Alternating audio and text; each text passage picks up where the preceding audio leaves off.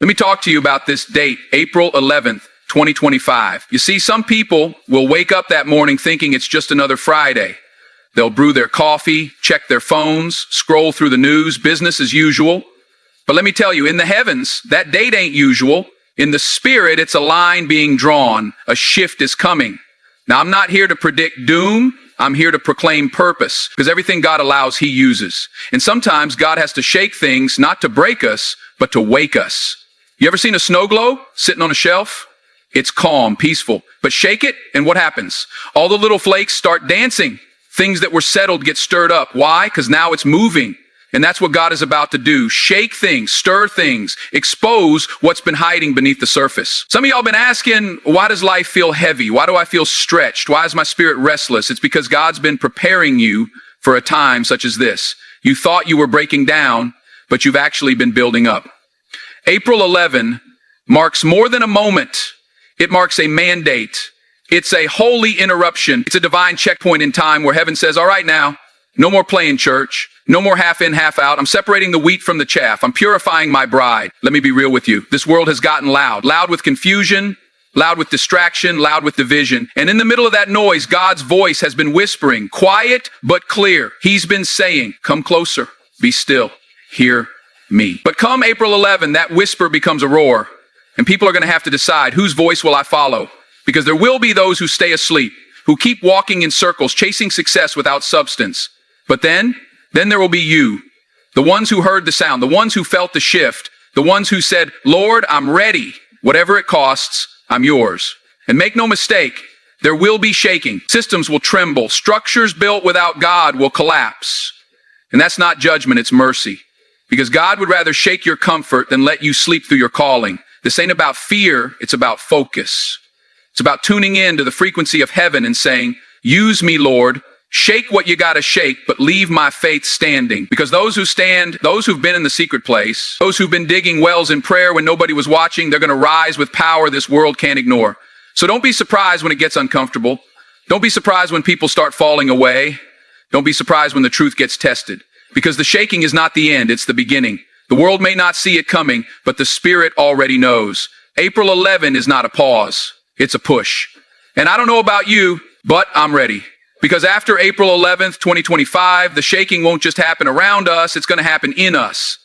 And that's not something to run from, that's something to stand in. You see, we've read the stories, Daniel in the lion's den, Shadrach, Meshach, and Abednego in the furnace, Peter preaching under persecution. But now, we're not just reading history, we're about to live it. I'm not talking about fairy tale Christianity, I'm talking about the real deal. Sweat on your brow, tears in your eyes, Holy Spirit in your veins kind of walk. The kind where you wake up every day not asking, is this easy, but is this holy? And it's coming. The pressure, the questions, the confrontations. The world won't ask you what church you go to. They'll ask what you really believe. They'll want to know if your faith can survive fire, not just Sunday mornings. You see, after April 11, a line is drawn, not by the media, not by politics, but by heaven. A line that says, are you in or are you out? Because being a Christian won't be a cultural badge anymore. It'll be a battle cry. People will challenge your convictions. Your character will be tested. Not in big dramatic scenes all the time, but in quiet moments when no one's watching, when you're tempted to compromise just to keep the peace, when standing for truth feels like standing alone. But listen to me and hear this in your spirit. You were made for this. You were made to stand in the middle of the fire with your head high and your heart steady. And not because you're perfect, but because God is present. He's right there in the heat. And when the world says bow to the pressure, you're going to say, I already bowed to Jesus. This ain't about hate. This ain't about pride. This is about love. A love so real, so raw, so unshakable that it refuses to let people drown in darkness without shining the light. I remember one time on set, someone pulled me aside and said, Denzel, how do you keep your peace when everything's chaotic? And I looked at him and I said, because I know who's with me in the storm. That same God who walked with me through every twist in my journey, he's going to walk with you, and you're going to need him. Because after April 11, the spotlight on Christians won't be about applause, it'll be about pressure. But pressure, my friends, that's what creates diamonds. That's what pulls the gold out the dirt. That's what separates the imitators from the anointed. You'll face things that challenge your comfort, but don't you dare let it shake your calling. God is building something in you that's bigger than convenience. something eternal, something that costs something, because it's worth everything. So don't run from the fire. Walk into it, knowing the one who stands beside you has already overcome the world. And when that heat comes, you won't be consumed. You'll be refined. See, people think the end of something means destruction, but in God's kingdom, endings are just beginnings dressed in disguise. After April 11, 2025, what looked like the end for many, what felt like a breakdown, will actually be a breakthrough for the faithful, for those who didn't fold, for those who held the line. Because what happens to gold after the fire? It doesn't disappear. It shines. It comes out more valuable, more radiant, more refined. And that's exactly what's about to happen to you. There's a remnant, quiet, humble, often overlooked, that God is raising up. Not the loudest voices, not the ones with the biggest platforms, but the ones with deep roots. The ones who prayed in private, who wept in the secret place, who stayed faithful when no one was clapping, and God's saying, now is your time. You see, this next season isn't about survival, it's about revival. Real revival, not hype, not theatrics, but hearts turned back to God, families restored, generations awakened. The kind of revival where miracles break out in grocery stores, where healing flows through a phone call, where peace floods a home that used to be filled with chaos. And who's going to lead it? Not celebrities, not just pastors. You, the everyday believer, the one who chose obedience over popularity, the one who said yes when it cost everything. After April 11, you won't just stand, you'll soar. You'll speak with an authority that makes hell tremble. You'll love with a depth that breaks chains. You'll walk in a boldness that didn't come from a motivational quote, but from the presence of God. And people are going to notice, not because you're trying to be noticed, but because the light in you will be too bright to ignore. They'll say, there's something about them. And you'll say, it's not me, it's Christ in me.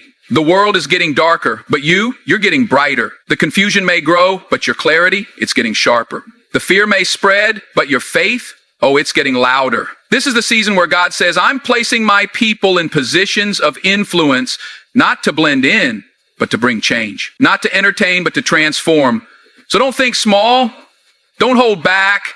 Don't dim your light for the comfort of others. Because God didn't bring you through the shaking and the fire just to survive. He brought you through it to shine. You've been prepared for this, processed for this, positioned for this. And when the world sees what comes out of this next season, they'll know it wasn't by might, it wasn't by power, but by the Spirit of the living God.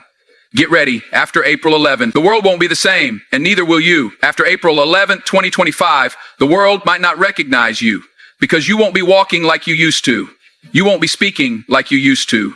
You'll be walking in authority, speaking with clarity, moving with heaven behind you, because the shaking, the fire, the rising, it's not just about surviving a date on a calendar. It's about stepping fully into your destiny. You were not born to hide. You were not born to fear. You were born to stand, to fight, to love, to lead. And when the dust settles, when the noise fades, God's people will still be standing, not because we're strong, but because He is faithful. So here's what I want you to do. Don't wait for the world to give you permission to be bold. Don't wait for circumstances to be perfect to believe. Don't wait for comfort to show up before you commit. Move now, pray now, stand now, because the kingdom is rising. And you are part of that rise. So lift your head, square your shoulders, let the fire in your heart burn brighter than the fire around you. The time is now. After April 11, we don't shrink, we shine. Let's go.